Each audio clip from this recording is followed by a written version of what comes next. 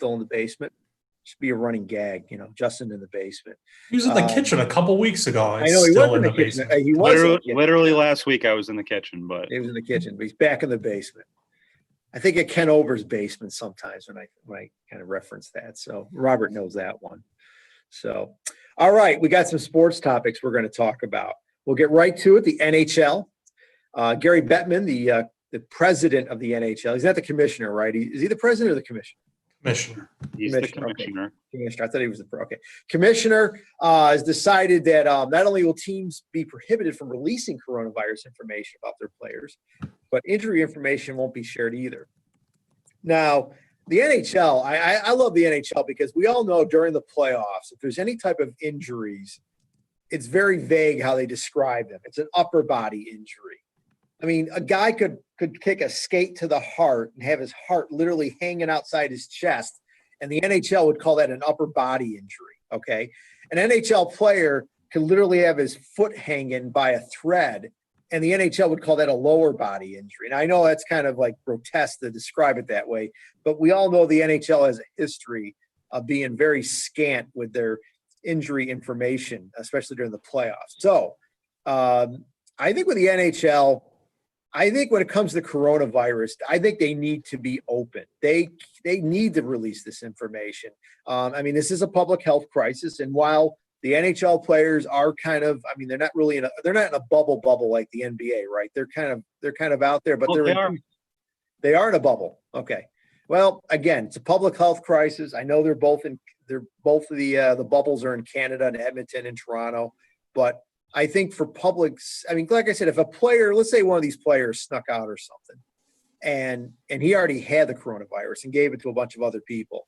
I mean, I think the NHL needs to be upfront and open with coronavirus. I can understand if it's something during the playoffs, the Stanley Cup final playoffs that, they don't want to give out an injury that someone's hurt or something, but this is a little bit different. The NHL definitely needs to be open about this. Justin, since you've got the Pittsburgh Penguins cap on and you're our resident NHL expert, I'll let you respond to this first.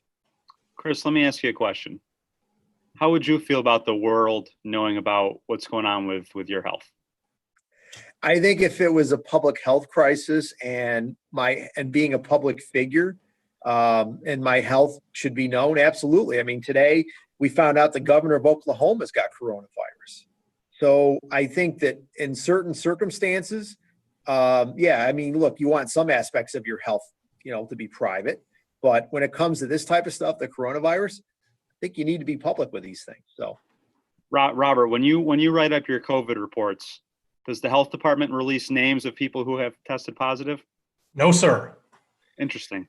So it sounds like the NHL is doing nothing wrong by not releasing names. Listen. The league said that they're going to release totals and testing total, the numbers. They're going to release that before the games start, but they're not going to do club information and they're not going to do player by player information. I don't have a problem with that for the exact reasons that Chris already listed off. This is not anything new with the NHL. They've always kind of been hesitant to reveal what players are dealing with injury wise. You name some very R-rated, vivid descriptions there, Chris. Not sure how many times guys have had their hearts cut out by skates, but I digress. I exaggerate, but it's the point. It's the point of exaggeration. But, go ahead. But no, you're I think they want us. They want coronavirus to be kind of with that same mindset that if a guy's got a broken ankle or they're coming back from a broken ankle, we don't release that information, so we're not going to release health information. I don't have a problem with it as long as they're honest and upfront about how many players total have it. If there's some kind of outbreak that may force them to stop playing games for a while, if players want to come out and say they have coronavirus, I don't see how the NHL can stop them. I mean, Austin Matthews came out pretty much on his own and said he had tested positive. So it doesn't bother me one bit. I'm just hoping the games get played. But as far as releasing information, who cares? I am stunned that the great Sheardini did not mention sports betting in this equation, because, of course, with the return of sports, you get the return of legitimate sports betting. And, what's one of the key factors in sports betting? You like to have that injury information. And certainly COVID-19 would fall into that. So I think that might complicate, at least from the sports betting standpoint, the NHL standing, because obviously those details are important. And given the fact that they're not going to be releasing any information about the players, including injury information, then that just kind of adds to it. But I do agree with Ritz on, when it comes to, COVID-19 and the release of that information in particular. I think, you're entering a different realm. It's not sports related. They obviously contracted this somewhere else potentially. And, is through the, NHL injury report, the right place to obtain that information? I don't think so. And I do agree with Ritz that, if the players come forward on their own, there should be nothing stopping them. But I do think it's important that if you're in that position, that, releasing that information kind of puts a public face on it, that, hey, I've got this. It shows that anybody can get it. And, you got to be careful, wear a mask, do these things, whatever. But, I do think that, on a couple, with it generally, with what the NHL is doing, broadening this to say we're not going to release all of this information, I think that can be problematic for gamblers, problematic for fantasy sports enthusiasts. I know that some sports fans, including the one next to me on the screen, won't care about that, but I know that others do. So, obviously the NHL is putting their players first on this, and hey, all the power to them. I will say it's interesting. It's interesting that, I think back to it was 5 or 6 years ago when the NHL had the mumps outbreak. Obviously, that was not as big of an ordeal as COVID-19, but it was still similar in the sense that it's not an injury per se. It was more of a health concern, and the NHL and its teams did not have an issue saying so and so has mumps. I know that because the first player, or one of the first players to get it and have it be publicly known, was on the Ducks. It was Corey Perry. And I went back and looked up the story, and the Ducks are the ones that release this information. So I think that's kind of interesting that why are we drawing the line with this, and while we were making that publicly available then. But yeah, the NHL has always been touchy with the injury stuff. But I don't have a problem with not releasing the specifics. It is what it is. Sorry to the gamblers like Chris. Don't worry, I'm not betting on NHL games. Believe me, I'm not really betting on anything this Not yet. No, I'm not betting. Seriously, this is the year you stay. I think you stay away, because there's so many unknowns that we just, again, it's just, why would you put money down on something that there's just so many variables? It just doesn't make sense to me. But we'll see what happens in the fall. All right. There's not a million variables when you're betting under normal circumstances. I get that, but there's a difference between a pandemic and just, a regular, season. So, all right, moving on to the NFL. The Washington NFL team has officially announced it's going to retire its old name. And this is huge. This is something that the owner, Dan Snyder, said a few years ago, all caps, never was going to happen. Well, it's happened. So I think it's pretty significant that after he said that it actually has happened. And obviously there was a lot of financial pressure from the sponsors of the team and other interests that sell team merchandise that had an impact on this. That being said, it was the right move to do. It should have been done decades ago.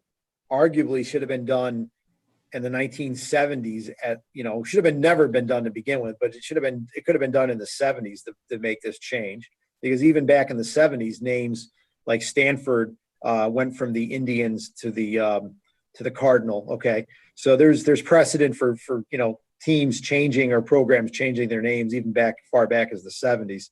But Washington doing this is huge. It is incredibly huge. And as for the impact that it will have, I mean, you look at Cleveland and MLB, they've announced their intention to look at their nickname, the Indians, which they've had for over a century. And there's other high schools and I don't know about colleges, because it seems like I think the colleges kind of already took care of this with the NCAA legislation a few years ago, that if they didn't change their name, they wouldn't be able to host postseason. All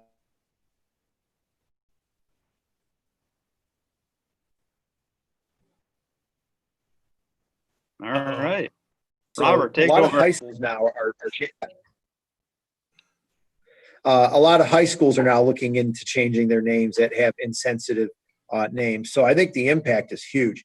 Like I said, I really hope Washington makes a positive out of this. They pick a good name that really makes people feel good, and they're going to sell a lot of merchandise. I'm sure they're going to keep the colors. They're not going to change the burgundy and gold, but they're going to make a ton of money off of this, and it's going to be good public relations. It's sad that it took this type of, like kicking and dragging and screaming to do it, but it's finally being done. It was the right thing to do. It should have been done years ago. So, Robert, I'll let you go first. Your take on the NFL's Washington team's name change. Yeah, I agree with you, Chris. I think it's huge. I mean, we talked about this either last week or a couple weeks ago about the potential for this, and just that alone, how significant this development was, that they were going to review the team name. But to get to this point is certainly a huge development, considering, as you mentioned, what Dan Snyder, the Washington owner, said 7 years ago, and in the years since about this. 7 years ago, to take people back, the Oneida Nation, which owns Turning Stone and a couple other casinos here in central New York, started the Change the Mascot campaign with the goal of changing the Washington team name. And that really kind of brought new attention to this. It wasn't a new effort by any means, but it did bring renewed attention to it. And they really were aggressive in their calls for this to be changed. And 7 years later, they get their wish. But I think it's going to be significant from the standpoint of that. I think you're going to see a lot of teams, not only at the pro level, but down to college and then the high school ranks, kind of step back and say, should we continue using, specifically in this case, Native American team names? Certainly we have some in our area. Before we came on this video, I saw that some school in New York, I can't remember which now, but they have decided that they're going to change their team name. They went by the Indians. They're going to change it to something else. So, I think it's going to lead to some change, and quite frankly, some much needed change, because, while there are some other examples of using, some sort of ethnic name or a name affiliated with a, race or something, a lot of people point to Vikings, but you look at the number of names that have some sort of Native American connection, and there's a lot of them. And there's a lot of them in pro sports. And then as you go down through the ranks, there's even more. So, I do hope that it'll lead to some thought about that, and possibly some name changes, or at least, some refining of this, that it's not, stereotyping or anything like that, that you're really using these names in an appropriate way. I think that's important. Justin, go ahead. Well, Robert, I don't know if this is what you were referring to, but the team that's going to probably change its team name is Oriskany High School, which is a Section 3 school, and they didn't go by the Indians; they went by the Redskins too. So they're gonna explore a team name change, and as they should. I think Chris went back and kind of outlined the history of these team names and how far back this goes, back to the 1970s, which I can't attest to. I'm a little too young for that, but I know that this has been a big discussion over the last 10 years or so. I think we got to look at how this played out with Washington. Yes, the teams share some responsibility here, but what's ultimately going to force teams' hand is advertising and money.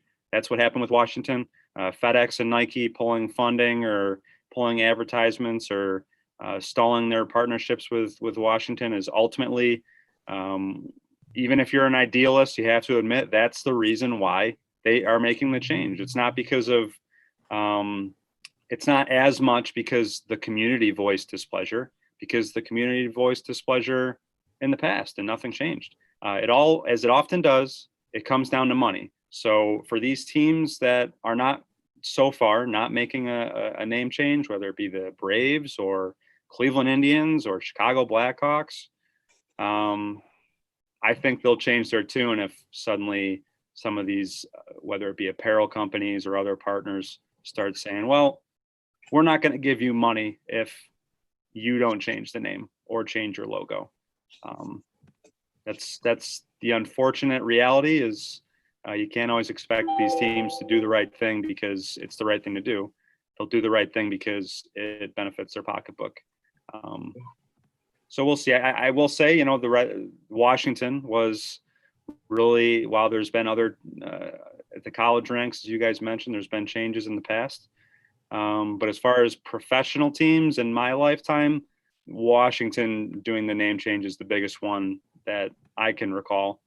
So who knows? Maybe this will inspire other teams to follow suit, but I think it'll take some financial incentive to really make widespread change. Yeah, the last significant name change was the Washington Bullets changing the Wizards back in the mid '90s. The owner, he was friends with Israeli Prime Minister Yitzhak Rabin, who was assassinated with a gun, and he felt bullets had a negative connotation. Of course, years ago, even before that, there was a lot of demands to change the name because of gang slayings and other things in that area. But it took the assassination of his friend before he decided to change that name to Wizards. So, like I said, Washington has a great opportunity here to pick a name that unites people, and they can sell a lot of merchandise, which unfortunately is a major part of this. It always is. It always, like you said, Justin, comes down to money. So, all right, our last topic, the NBA. They're restarting again, too. They're in the bubble in Orlando. That should be interesting. I believe some of them are staying at Coronado Springs on Disney. I've stayed in that place. It's very nice, but I think some of the NBA players, for them, it's not as nice as some of the other places they usually stay at, which are pretty, swanky 5-star hotels. The Coronado Springs is not a 5-star hotel, but that being said, it's very nice. So now with the NBA restarting, Robert wants to know who you got to win it all. So I like the Lakers. I think that before the pandemic hit, the biggest story in the sports world was Kobe Bryant's death. And I think the Lakers were very motivated to win the title this year, to dedicate it to Kobe. And, even though we've I won't say we've forgotten Kobe, but Kobe is, obviously we don't talk about as much as we used to. I think the Lakers are going to be very motivated to win the NBA title for Kobe Bryant. They should be healthy. LeBron James should be healthy now. And like I said, I like the Lakers. Robert, who do you got? Chris, I do like an LA team, but I'm on the Clippers bandwagon here. As much as LeBron has impressed this year, obviously having Anthony Davis doesn't hurt. But with the Clippers, you have Paul George there, Kawhi Leonard, and Kawhi is really the big piece because this is a guy. He's won NBA titles. He won them with the Spurs. Obviously, last season with the Raptors. So that's a guy who you want leading your team, and especially in a situation like this. So I really like what I see out of the Clippers. as for the accommodations, I'm not like you, Chris. I don't go on Disney vacations, but I've done one Disney vacation in the last 30 years. Okay. Yeah. Don't need to show off. It was for the kids. Chris and I were talking about this before, but I just love the enforcement of the quarantine. I mean, this is a Cuomo-esque what they're doing down in Florida with the NBA. A guy goes outside the gate just to get a food delivery. Bam, back in quarantine you go. I mean, this is harsh stuff. They mean business. I on one hand I give them credit for it. On the other, it's like, well, we've all kind of been there ordering food. You have to get it somehow, but if you're not going to allow people in, how do you get the food? So, but I just found that interesting. But yeah, Clippers. Hopefully they do it wearing the Buffalo Braves jerseys. I would need a cold shower after that one. Oh, I knew that. Looking I knew forward you were to it. repping the Buffalo Braves. Yeah, I knew you were. Actually, I love the Buffalo Braves uniforms. They're great. They're beauties, no doubt about it. well, they're from your era, so of course you love them. It's the 70s. Okay. Justin, who do you like in the NBA?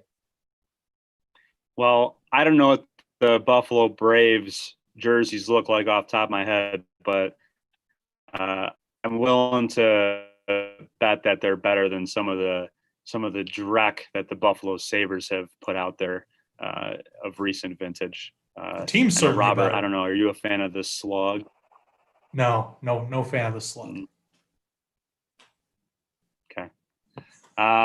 So neither of you guys picked the team that actually led the NBA in wins and has the best player in the NBA. That's interesting. Neither of you guys are on the Bucks, eh? Yeah, that's tough. Yeah. No, I like the Bucks out of the East. We all know why Chris didn't pick the Bucks. It's because he can't pronounce that name. It's all Greek to me, man. Yeah. I don't know how to say the last name either, but Giannis or Greek Freak, I think, gets the message across. Yeah. You know what? I'm not going to take the Bucks either. I think they're a one-man show. I like. I'm with Robert. I like the Clippers. They got. He's been banged up a little bit this year, but I think a lot of people coming out of the last playoffs were saying that Kawhi Leonard is the best player in the NBA. And the Clippers, they finished, I think, 5 wins behind the Lakers, but Kawhi's been banged up this year. Paul George was banged up this year.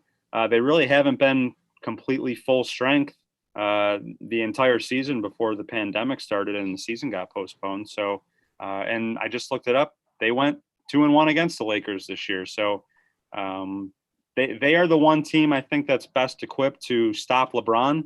Not only do they have Kawhi, but they have Paul George. Both of those guys you can throw at LeBron and make them work and give them some trouble. I have no idea how they would defend Anthony Davis, but I'm not sure how the Lakers are going to defend Kawhi or Paul George either. So, I like the Clippers. And guess what? If LeBron wins, we can all give him an asterisk anyway. So who cares?